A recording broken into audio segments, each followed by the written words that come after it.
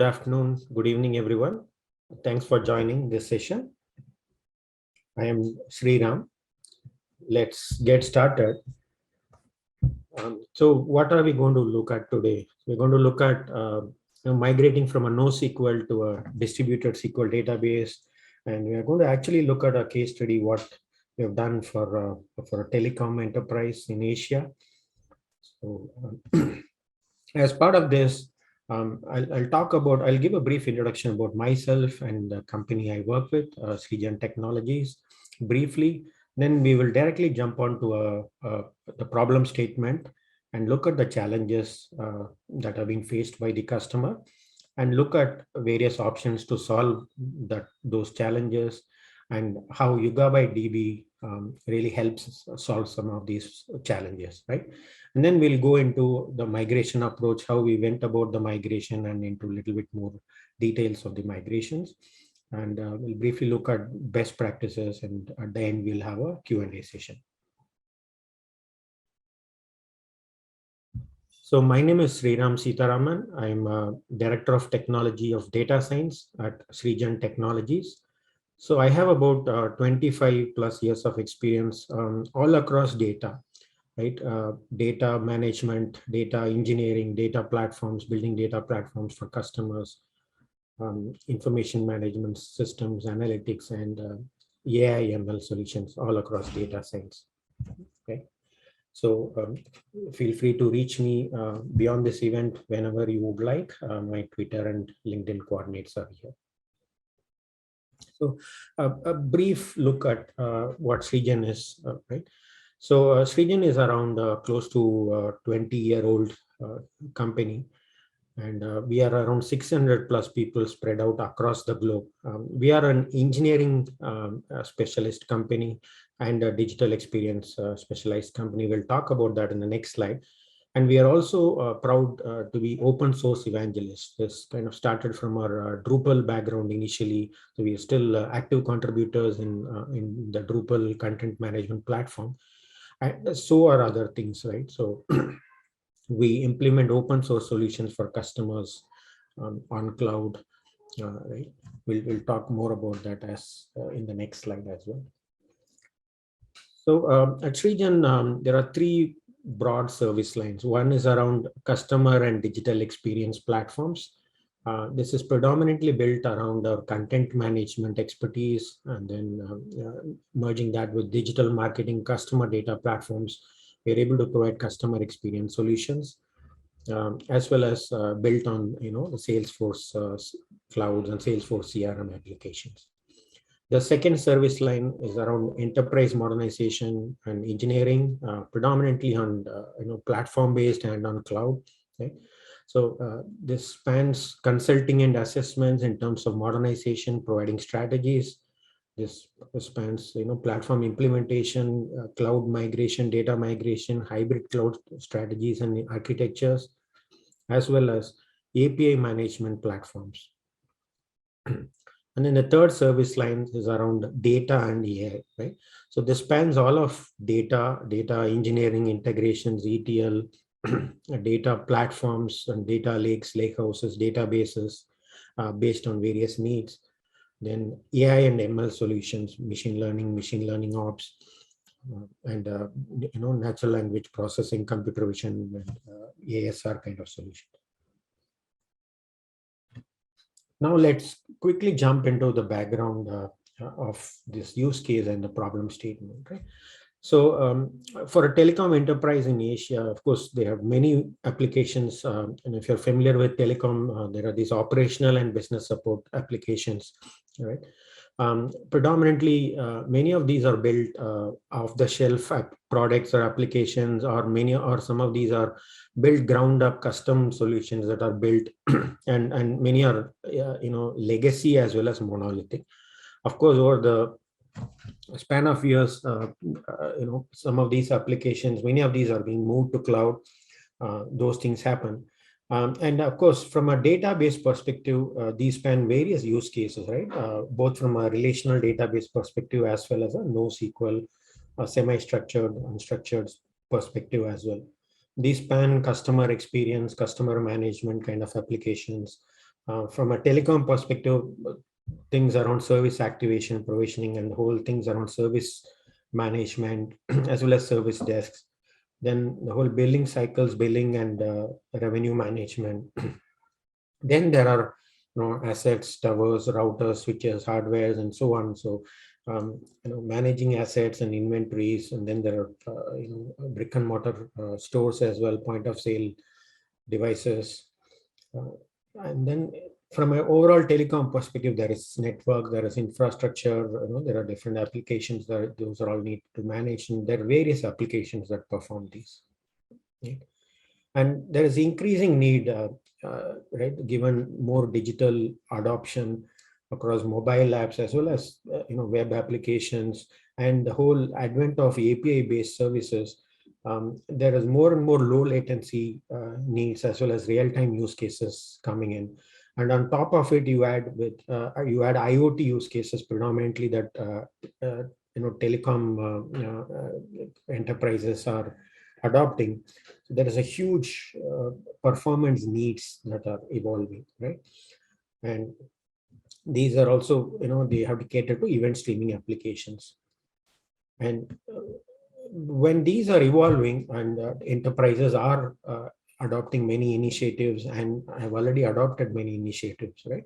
So for example, one is, across many industries, including telecom, there is a cloud-based transformations happening. More and more applications are being moved to the cloud. Many initiatives are happening where monolithic legacy applications are being broken down or being converted into microservices, right? But while this happens, the question is, people may look at a specific application view, may make it into microservices, but they may not look broadly from a database perspective. Can we do much better from a database perspective, right? And then when they move applications, or when even native applications on cloud are created, and the native applications or cloud are more related to machine learning, AI, analytics kind of use cases predominantly, or even IoT solutions, right? And more and more, and especially when you talk about IoT, there are more and more time series related use cases, and especially in telecom, everything is more or less time series based, right? Devices send data, the calls are all related to timestamps. The devices are all related to timestamps. Everything mostly are related to time series beyond the traditional customer relationship parts of it. So in this scenario, so this customer had a NoSQL database. Predominantly, they were on Cassandra.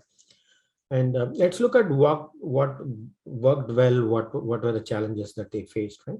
So typically in a NoSQL database, of course, it supports intensive write workloads, right? So humongous write workloads that are coming in, and appends keep happening, right? Suitable for many IoT device kind of data, time series kind of data. It works really well. There are some caveats. I'll talk about it a little later. So one is from a data ingestion or data workload type perspective. Then from a distribution perspective, NoSQL databases like Cassandra supports high availability and scalability. Again, there are quite a lot of challenges in that. We'll come to that, right? To some extent versus a traditional database that is not distributed. Many enterprises moved to NoSQL because of the way distribution was possible, right? Moved from SQL to NoSQL because of the way distribution was possible.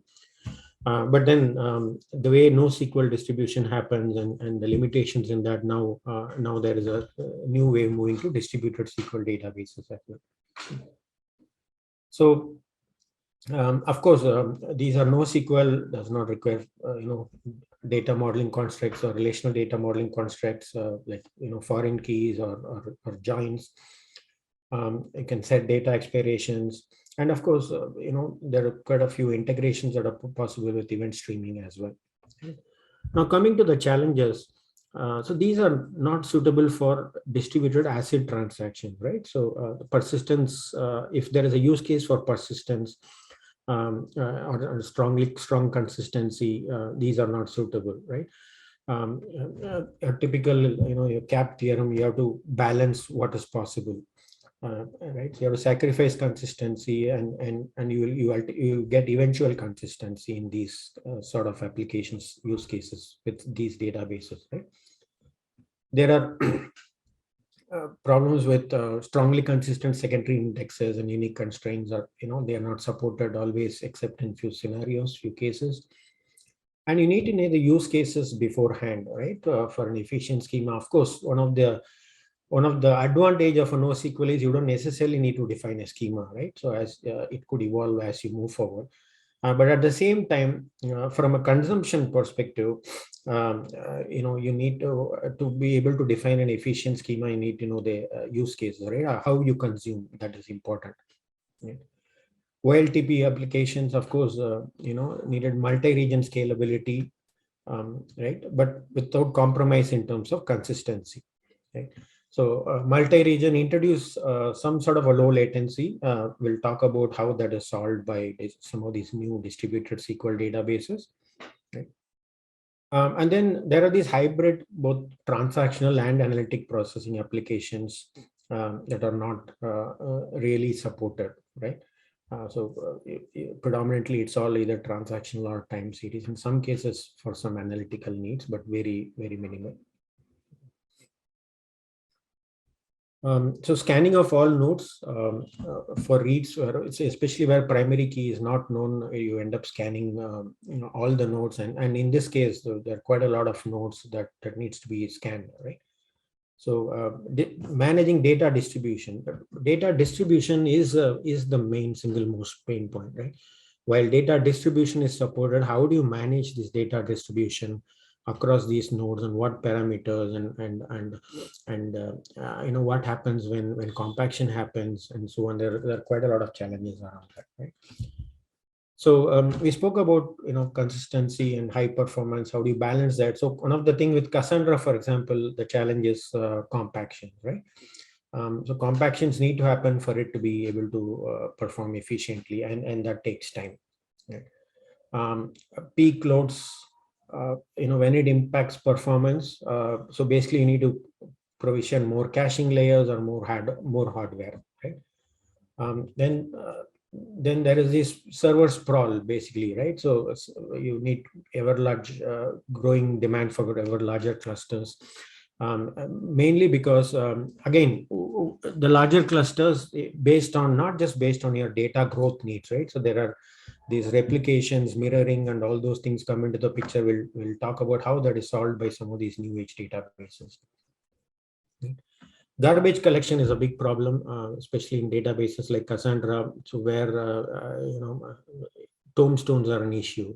So when a delete happens, all these things create tombstones, and unless a compaction happens, these tombstones don't get cleared. Right? And whenever there is a new workload, then retuning needs to happen. Now let's look at options, right?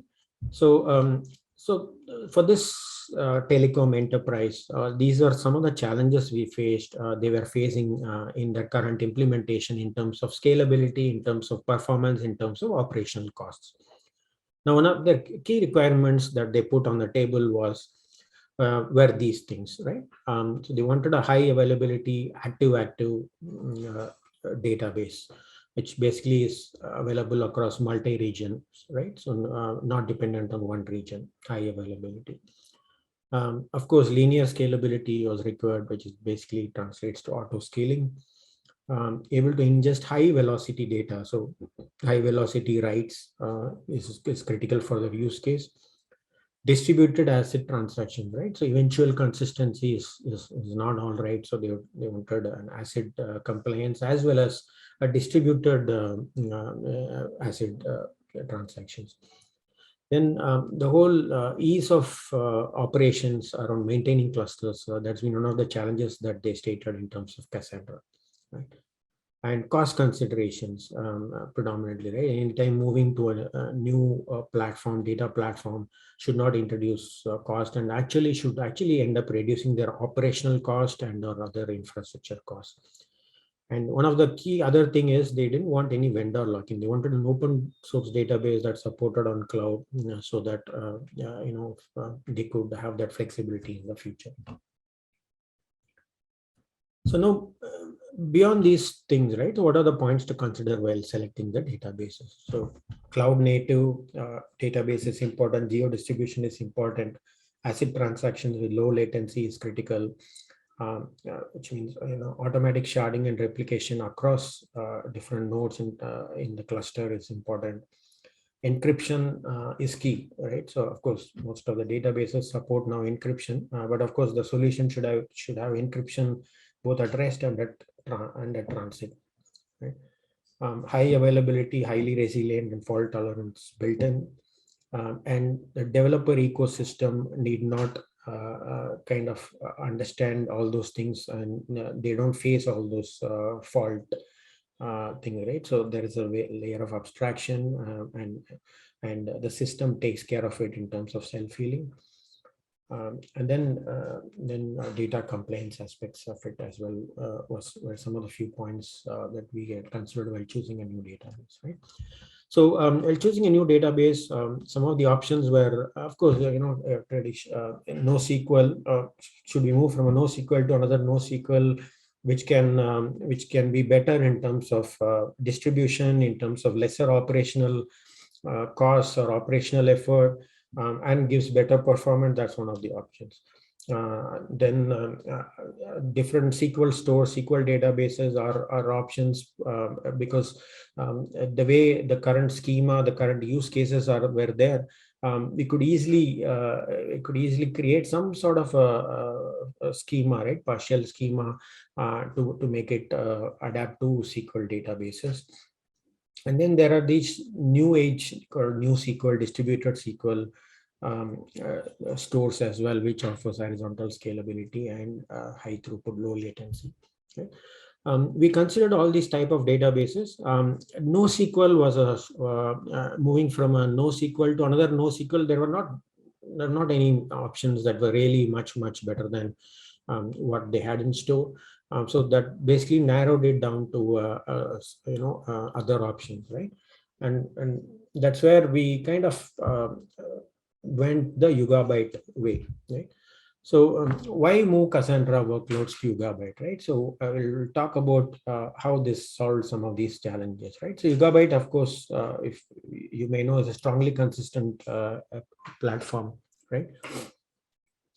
And you do not have dirty reads and things like that, and you do not have the tombstone kind of issues, right? Secondary indexes, all the more critical secondary indexes, are strongly consistent, and also supports point reads. While in Cassandra, point reads are not possible, so you have to read from all of the nodes.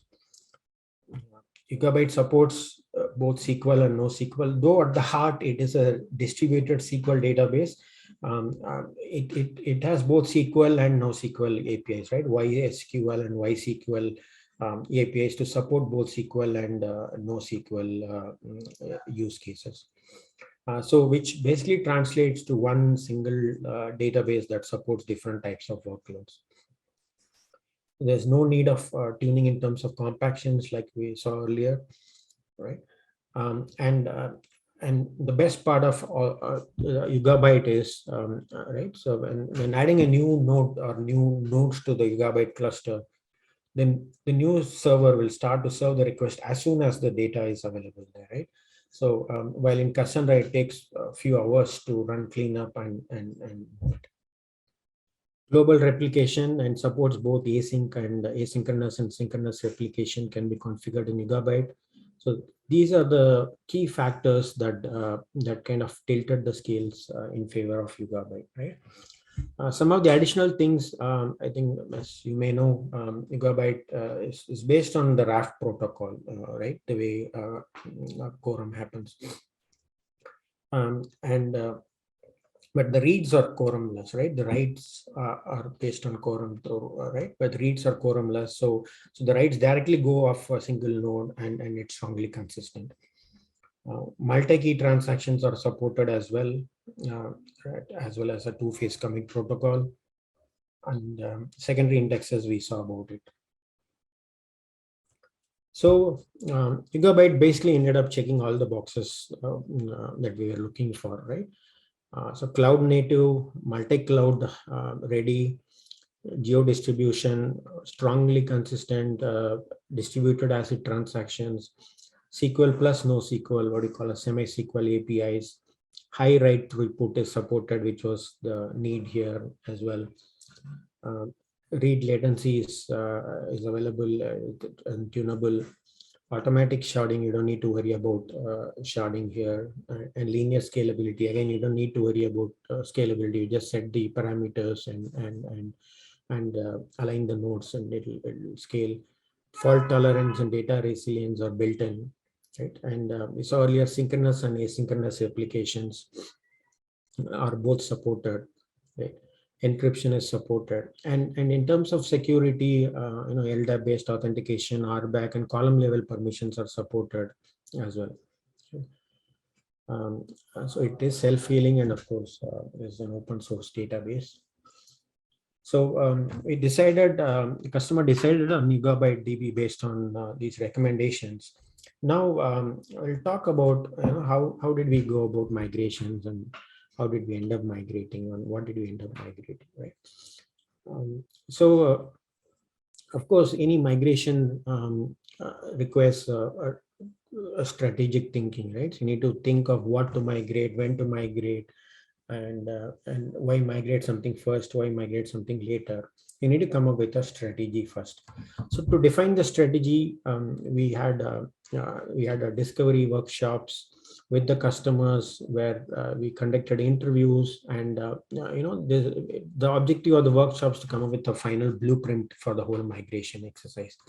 The blueprint will also provide the ROI of the whole migration of going with the new DB. The blueprint will provide detailed plans in terms of how the migration will happen, what sort of timelines they are looking at, and so on, right? So as part of these discovery workshops, we also did some root cause analysis, diving much deeper into the current challenges and issues to understand if those could be solved as well, and or if not, how those could be solved in the new database, right? Then came up with a list of inventory of applications that need to be migrated, and then kind of prioritize that, came up with the detailed architectural solutions, and prepared a detailed roadmap. Okay, so this is the whole plan needs to be in place first, right? So before you think of going ahead with a full-fledged migration. So before this strategic exercise, one may still do one or two POCs to understand how Yugabyte or database works in action, right? How the performance is, and also compare the performance. That could be done, but beyond the POCs, you still need a detailed exercise to come out with a blueprint and a detailed plan. And then we prepared, as an output of the discovery exercise, we prepared a high-level roadmap, right?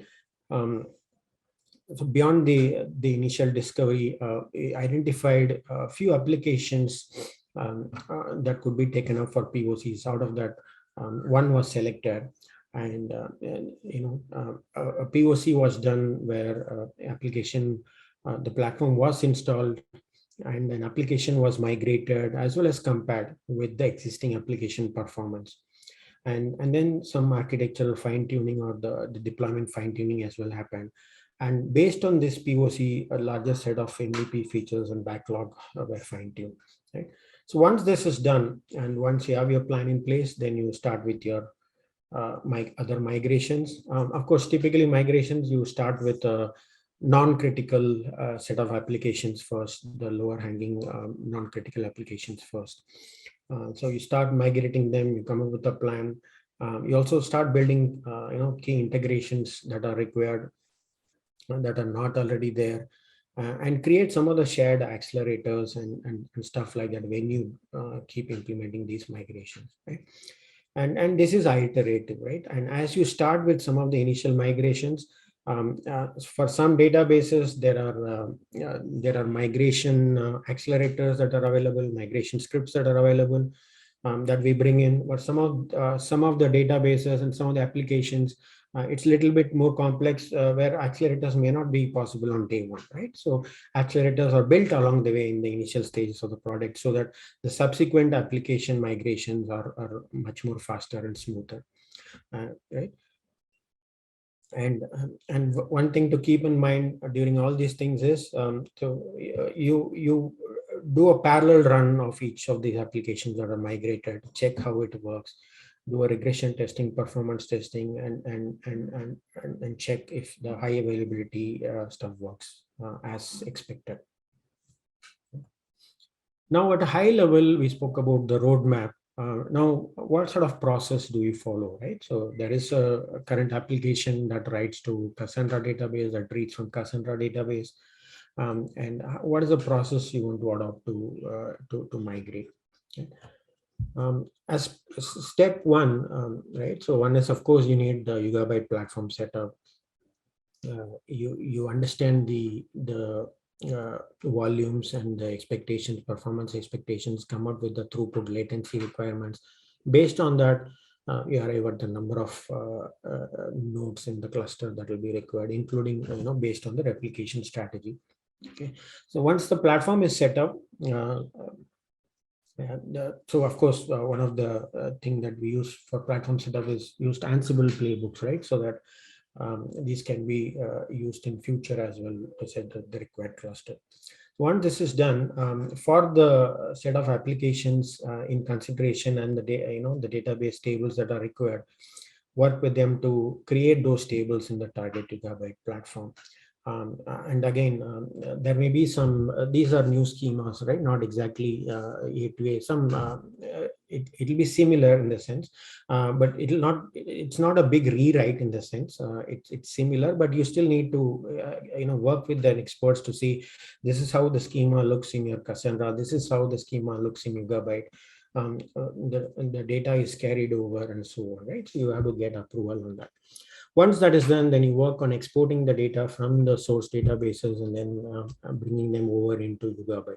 So there are few things that you can do to export from existing databases. Bulk loaders will be available for big bulk loaders, or exporters available for big data sets. For smaller data sets, you could do you could dump them into CSVs, or you could use copy command, for example, in Cassandra. Okay. There has to be some sort of ETL pipelines, temporary ETL pipelines that are built to bring the one-time data over from those DBs, all the historical data from those DBs into Yugabyte. And then you look at application changes, if any, right? So predominantly we are talking about similar database and without any need for application changes. But application changes, you may look at some application changes as being the right time to do certain application changes as well, right? So one is the mapping of the current database and application may change versus the current versus the new target database little bit, right? So you may have to take care of that, but predominantly it'll kind of unscathed, in the sense mostly what is currently there is what is carried over. Application changes will not be required. So this is the kind of temporary ETL workflow. Typically, if any migrations, you extract the data, profile, cleanse, transform, and load them and validate into YugabyteDB. Okay. These are all for the historical data that are in the database. And then in terms of the target architecture for this customer, so we had, of course, a cluster with multiple Yugabyte cluster with multiple nodes. If you're aware of Yugabyte, right? So it's master and tablet servers. Tablet servers are where all your shards and data resides, right? So you have masters that handles the admin clients and the admin users, and then there is load balancer services that handles this, right? And Yugabyte is, of course, leverages Kubernetes heavily. So these are all pods which are implemented automatically.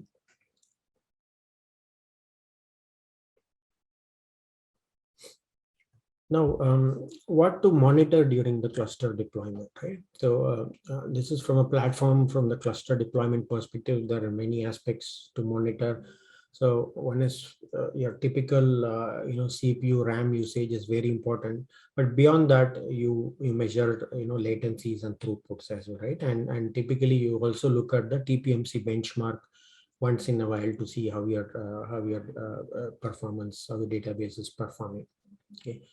From a service perspective, from an application service layer perspective, you also look at what time it takes on each of those service layers. Yugabyte comes with quite a lot of standard metrics and dashboards across CPU usage, across node level details, cluster level details, and typical network latency and other metrics as well. Now, let's look at some of the best practices that go into such migrations. Right? One is, of course, in this case, talking about NoSQL to a distributed SQL. So we need to make sure if the workloads are supported, right? So of course, we saw earlier on that write heavy, ACID compliant, and of course, low latency needs, and so on. So, but the type of workload should be supported. So that is important. So make sure that the workload is supported before you make a decision to move. And when you handle migrations or even putting them on the cloud, ensure core application has dependency inversion on database, right? So this is again more from an application perspective. When application is developed, this is important. So that there is dependency inversion on database. So irrespective of the way the storage layer changes, you don't, when the database layer changes, you don't need to do any changes or hardly minor changes. The business rules are kept separately. Right? One of the best practices is intensive testing, because we are talking about moving an application to a database to another database. So intensive testing from a functional perspective to make sure it works as expected. Application tests should happen. Then regression performance tests, including for peak workload, should happen and compared with the other application. Okay? Data governance and security is very important. Yugabyte, of course, provides good governance and security features, encryptions, logging of audit trails, monitoring of operational KPIs, all are important and should be enabled. Right?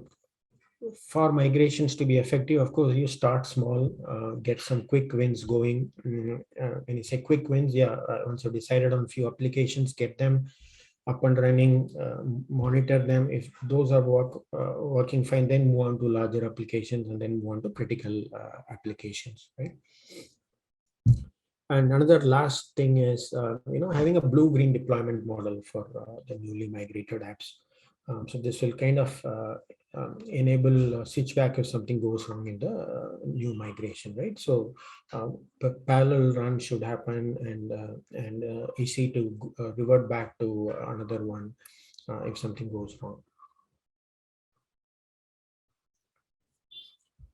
So any migrations, again, from a NoSQL to a distributed SQL, you take care of foundational aspects first, as well as tactical aspects, right? Foundational is from a platform perspective. Tactical is from an application perspective. What provides immediate value? What is low risk? Work on that. What are innovative use cases? What are long-term use cases, applications, critical applications that need to move? Work on them incrementally, right? This includes real-time, near real-time use cases. From an operational perspective, keep working on reusability aspects of it, have checklists and processes in place. The reusability comes with accelerators or migration scripts that evolve, that gets strengthened. Governance and audit logs should be enabled.